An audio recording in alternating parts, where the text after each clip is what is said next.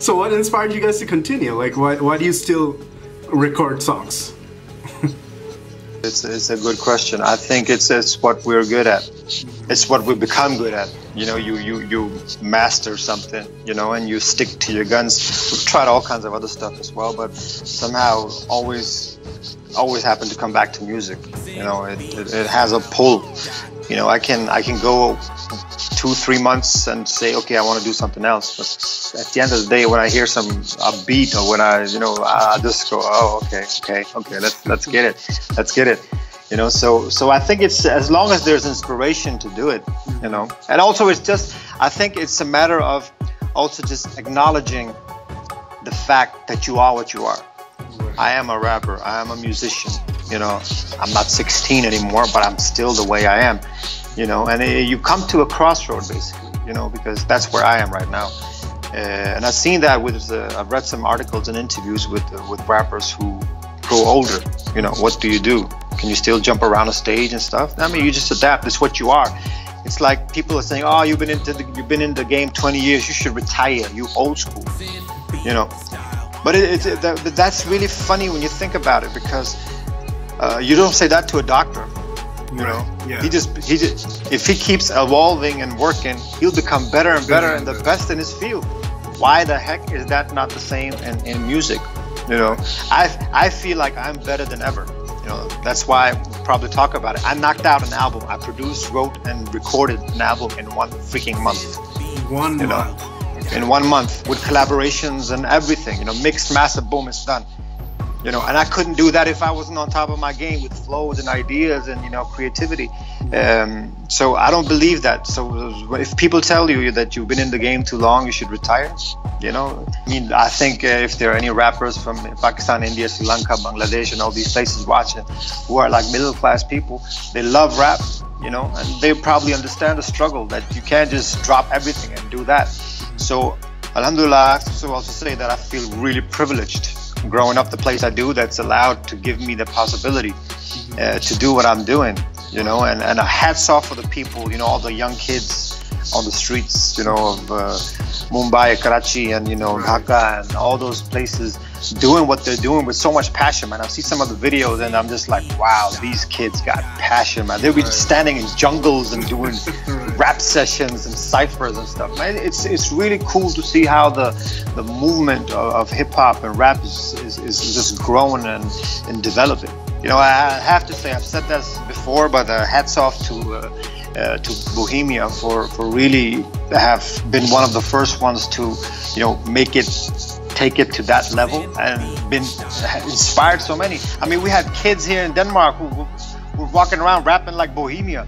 I mean, like, what are you doing? Why are you trying to sound like Bohemia? Sound like yourself, you know? But that's just the impact it has with the modern day technology also, you know.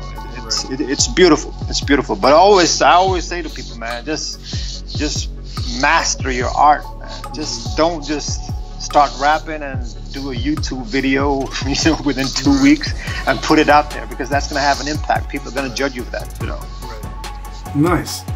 So tell me a little bit about this album. So what inspired you to it? And it seems like something must have clicked all of a sudden, because you recorded it in a month. You were like totally inspired, and then you just ran with it. To tell you like a cutthroat truth is that, you know, even though we're touring in Outlandish, we're not doing more music, and we don't intend to do more music as Outlandish, as a band.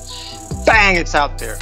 I mean, we've been at it for 20 years now, right? And we just internally decided that, look, man, if we want to do something else in our lives as well, this is the time. It's not in 20 years, you know.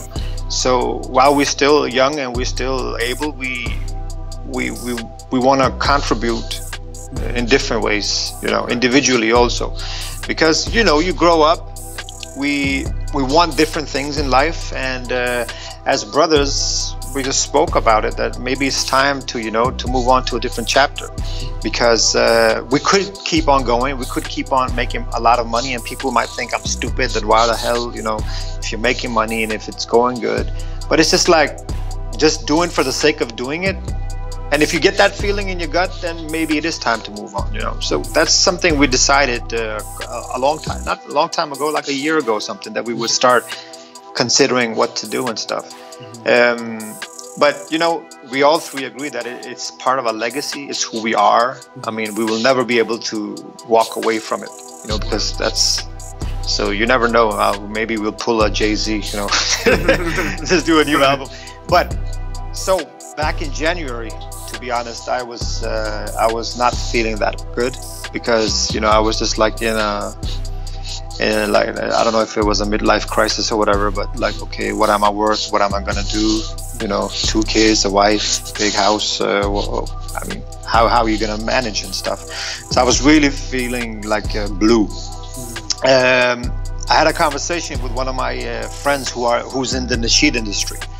For the people who don't know, the nasheed industry is like the gospel industry, spiritual. Just for you know, you have a huge artist, and it's a very progressive scene as well. For a lot of people, have considered us being nasheed because we do sing about spirituality and rap about God and, you know, religion and stuff. We always said, no, we're not a nasheed band. But I had a really cool conversation with him, and he's a guy who lives in England. He's Iraqi originally, and he used to write songs with Ed Sheeran. Okay. He was like on the same team as Ed Sheeran before Ed Sheeran. He blew up, and then Ed Sheeran was like, "See ya." So he's a really good singer-songwriter called Saif Adam, and I had a conversation with him because I've talked to him for a while, and he actually convinced me. He somehow inspired me and motivated me to give it a go. He's like, "What do you have to lose? Give it a try." You know, and it could turn out to be a spiritual journey for you. It could be maybe good. And I don't know what happened. It just clicked in me. And suddenly these songs and ideas just came pouring out. And like I told you before, in 1 month, entire month of March, I knocked out. I produced myself, wrote, recorded, mixed, mastered a whole album, man. I've never done that before. There's one song I did. I produced, recorded it in 3 hours. I mean, it was like, you know, it was exactly that feeling that I was missing back in January. You know, because as an artist, all rappers out there, that's, you know, that feeling when you feel inspired. It's like nothing can compare to that feeling. I told my wife, you know, just bear with me the next, I don't know how long time, because I'm in a completed zone right now. Right. So I just in the studio, writing, recording, you know, knocked it out, had some really cool features on, you know, I reached out to people, and there was, I mean, I'm a spiritual person, so I'm gonna speak out from that point of view. I mean, it was like blessings, man. They were just pouring down, like Chance the Rapper, you know, they were just pouring down. Whoever I reached out to just came through immediately, you know. It comes from like, I really wanted to do a positive album. So I could have done an album which was all like melancholic and negative and talk about how messed up things are, and, you know, all the stuff we talked about with the right-wingers and refugees and bombs dropping and Trump. I didn't want to do that, man. For the Muslim youth, I wanted to do something that was uplifting.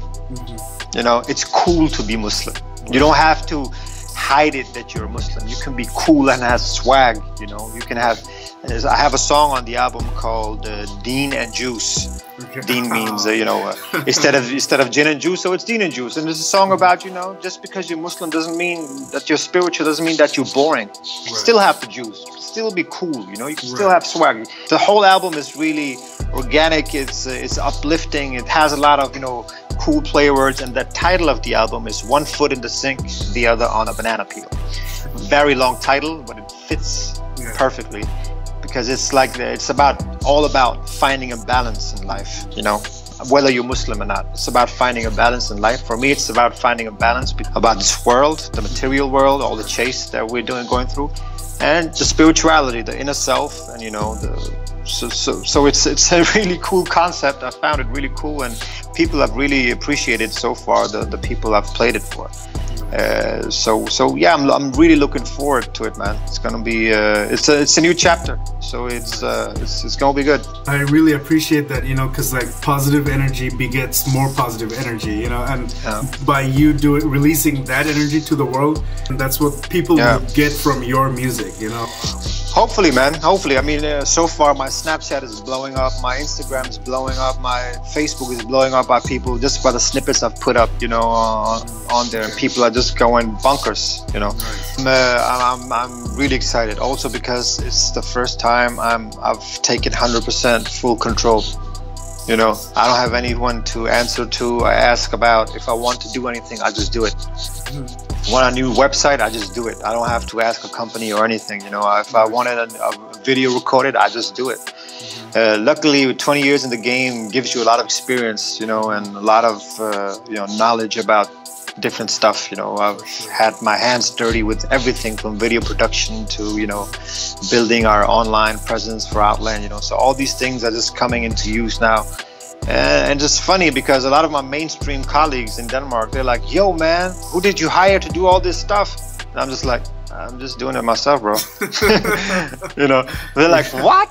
You know, so knowledge is power. You know, knowledge it is, man. It is. For all the kids out there too. I mean, I know that getting a record deal is important, but it's not. Seriously, it's not. If you're good enough and you know how to manage yourself and stuff, you can get out there. You can get your message across, and you can get out there on YouTube, SoundCloud. It just demands 100% attention. Yeah, this is really cool. You know, I wanna, you know, you mentioned that 20 years of experience in the music game and so much knowledge that you soaked up from different, you know, parts of this industry. For like a, you know, a kid in, you know, in some part of Asia or some part of the world, just trying to make it through his music, you know. Yeah. What would you tell that kid right now? Well, I'm a bit biased in that sense right now because I've spent 20 years on major labels, you know, had everything served to me on like silver plate. Of course, we worked hard, but we have people do stuff for us. That's because we come from a different generation where you got a record deal and you have like a whole team of people working for you.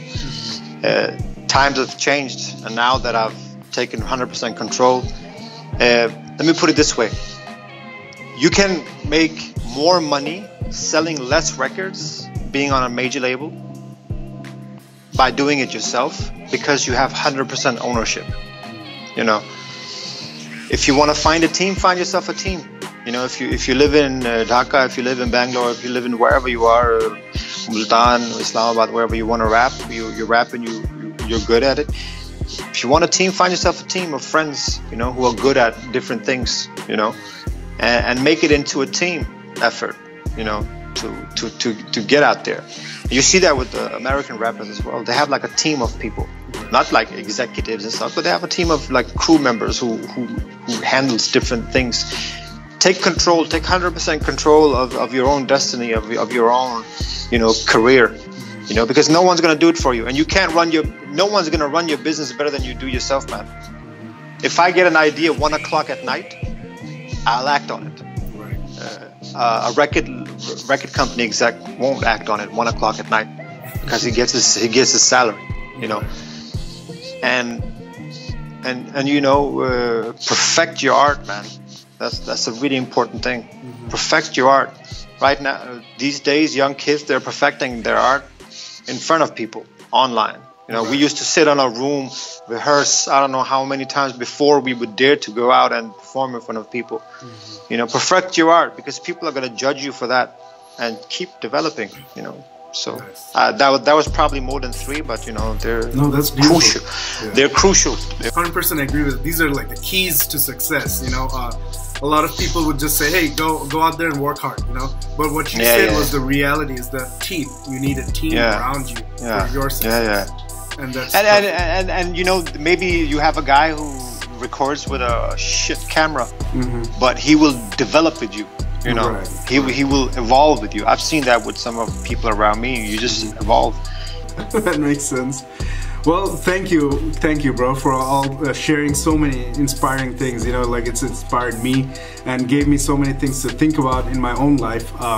You know, we all are struggling between our inner self and outer self, and these kind of things help. You know, and even having simple conversations open up people's minds, and that's beautiful.